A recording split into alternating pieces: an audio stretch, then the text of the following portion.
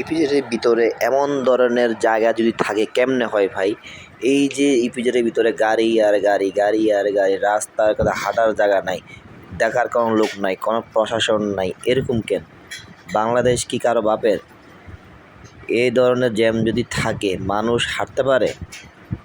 প্রতিদিন ছুটি হইলে শুধু এরকম রাস্তার জ্যাম থাকে আর হাঁটি, এত হাঁটি তারপরে হাঁটা শেষ হয় না, এত জ্যাম, মানুষ হাঁটার জায়গা নাই।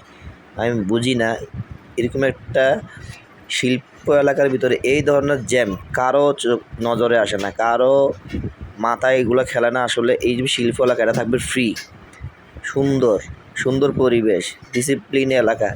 ওই জায়গাতে ডিসিপ্লিন তো নাই, যে যেমনে পারে গাড়ি কুতুলা ঢুকায়, কোনো কৈফিয়ত নাই, কিছু নাই। গাড়ি কুতুলা যে যেমনে পারে এমনি রাখতেছে, মানে বুঝলাম না এগুলা কি? এটা দেখার মতো কোনো লোকই নাই। আমরা লাখ লাখ লোক এখানে কাজ করি, তো এখানে এটা উন্নত নাই? এটা যদি অন্য কোনো এলাকাতে একটা কথা ছিল, শিল্প এলাকা যেখানে সবসময় আমরা কাজ করি, উন্নত হওয়া দরকার আমি মনে করি।